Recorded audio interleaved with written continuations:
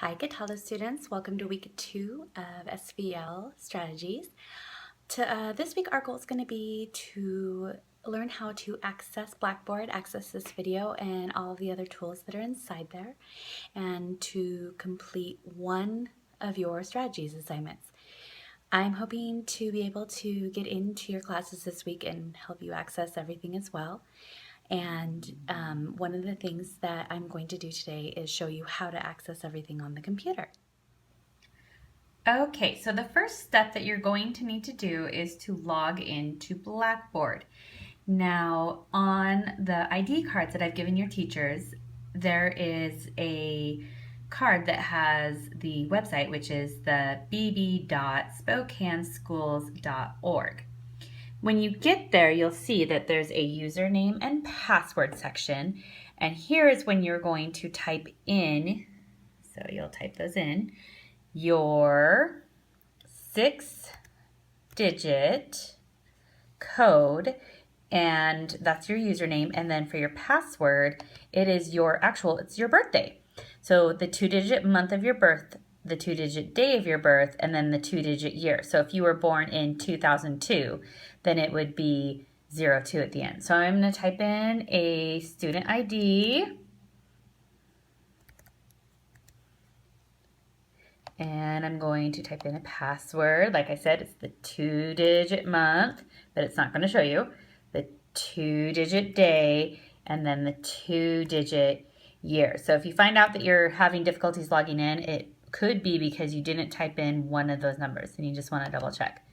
So then when you log in, if you've never logged in before, you're going to get a welcome. And I think I've already logged into the students.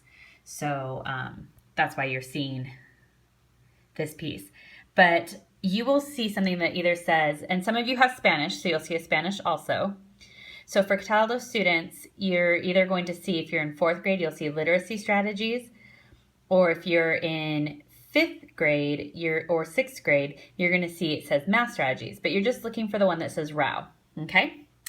So those are your classes. One other thing that you can access on here is your Office 365 account. And on the back of your login, I gave you a little sheet that shows you how to log in. So while that's logging in, I'm going to show you really quick. You have a sheet that looks like this. So the way that you log in is it's your last name and the last 4 digits of your student ID at sps81.org.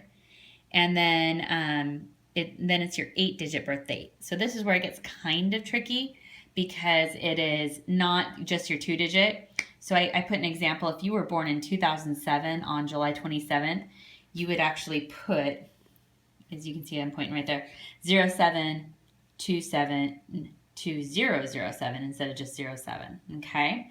So now I've logged into a student's email.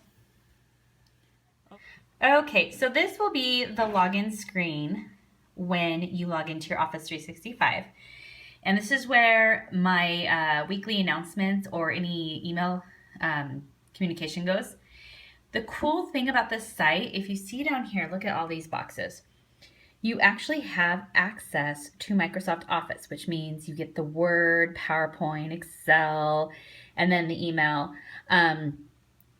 You can access those anywhere.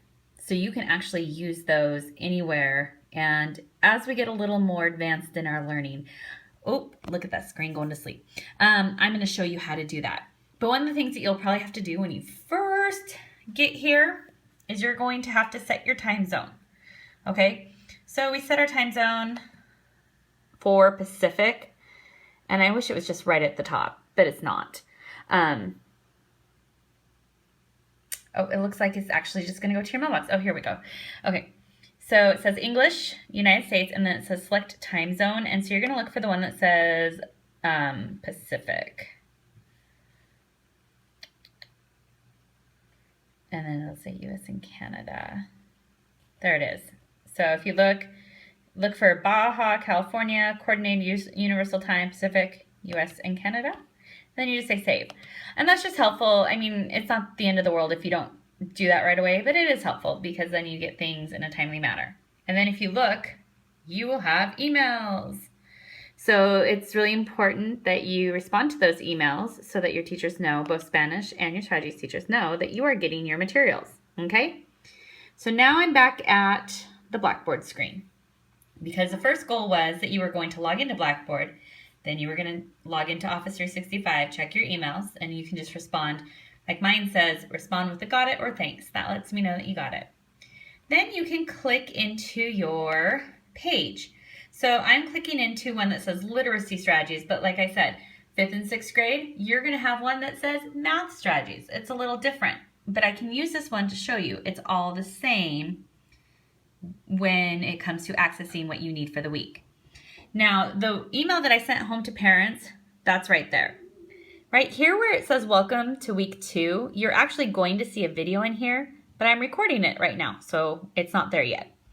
But one of the things that is here is the online version of the checklist that I'm giving you each week. So I am handing these to your teachers, and so it's asking me if I want to open it, and I can say open. And then this way, if you don't want to have just the paper copy in front of you, I think having a paper copy is helpful to do the checklist, but you can also do it on the computer as well. So this is what it basically looks like. So you'll either get a literacy one for 4th grade or 5th and 6th, you'll have a math one. And I'm just really wanting you to, like I said, goal, log into Blackboard and read the announcement or watch it. Check your Office 365 email, complete ELA lesson or a math lesson, 5th and 6th graders, and then reflection checklist and submit. And so when I say submit, that means either we're going to turn it in to your teacher, or you can actually submit it through Blackboard, and I can show you how, hopefully when I visit you this week. Okay, so then there's a rating scale. So as you're looking at these lessons, I want you to write down the name of a lesson that you try. Rate yourself on a 4, 3, 2, or 1. So a 1 would mean I am not familiar with this skill or concept at all. So when you first look at the lesson, you're looking at it going, yeah, I don't recognize it. Number 2 means I'm familiar with this skill or concept, but I will need help. A level 3 means I know the skill or concept and can do this on my own correctly, meaning you're not really needing a teacher to help you. And a level 4 means that you know that skill or concept so well that you could actually teach others. So you could be someone who, if there is someone who is stuck at like a 2 or 3 and they just need a little bit of guidance, you're right there to help them. So when you first look at the lesson, write down the name of the lesson and then write your comfort level before you begin. Then something that you're going to do is show some kind of example from the activity, okay? And then you rate yourself a 4, 3, 2, or 1 when you're finished. So the goal would be, of course, that you learned something new and that you were able to excel, okay? And then there are 2 questions. What were some strategies I used for success? And is there anything you would like your online teacher to know? This is a really basic one that I'm using this week. It will get a little more advanced, and there will be specific goals to your grade level and your learning as to what I want you to accomplish during the week, okay? Okay, so now we're back into the Blackboard announcements page, and if you look over here, there is a teacher info. Let me get my mouse there. Teacher info that gives you all the ways to contact me, okay? There's the announcements. That's what's going to always be on your page first thing, so you can look at it, and we are week 2. The My Stuff. Now this is the biggie, okay? This is where you access your programs. So if you're in 4th grade, you'll be clicking on Compass Learning, and it's taking a moment to load here. You're going to be clicking on Compass Learning, and you will be logging in with that 6-digit code for your username, a 6-digit code for your password, and then you really want to make sure it says SVL here, and then log in. Okay, and I'm not showing you how to log in right now. The goal will be when you're in lab that you do that. Okay. Oops, I just closed that page. Okay, here we go. And then Dreambox, 5th and 6th graders. This is what you're doing. So when this loads, again, you log in using that 6-digit username and that 6-digit password, which is your birth date, okay? And it says Spokane Virtual Learning, and then there's the student login. And you go right here and you log in. For the first week, I did not assign specific lessons for you to do. That will start happening next week. So this week the goal is to just get in there and learn how to use it, okay? And then last but not least, at the end of each of these, there's going to be a question. And in that question, you respond by going to Submit Assignments. You click on week 2. And it says type your answer into this week's question and submit. So you can see I just hover over week 2. And then right here it tells you the due date. It's worth 1 point. This is just my really easy way to say, did you actually watch the video? Okay, and then right here it says write submission. And this is also where you could turn in your checklist if you decide to do it on the computer. And I can show you that, especially if you come to the computer lab after school. Okay, and this is where you would type in your answer. Yay, I'm saying something cool. And then you come to the bottom or top. It's at either spot, and there's a submit button, and you would submit it. Okay, so right after this video, I have the question.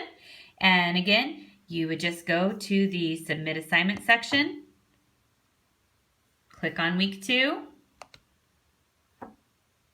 and respond. So I hope that was a good walkthrough. My videos won't always be this long. This is just because it's really kind of showing you how to get into each of those pieces. I will also have papers that walk you through how to log into Blackboard and how to log into your specific programs. All right, you guys, let's have a wonderful week, and I can't wait to see how much you learned this week, learning how to use these programs. Okay, so week 2's question is, tell me one thing that you did over the Labor Day weekend. I spent a lot of time with my family, really enjoyed that time, and we're just getting ready to celebrate my son's 16th birthday, so time with family is always good. So again, answer the question with one thing you did over Labor Day weekend and submit your answer in the Submit Assignment button that I showed you earlier.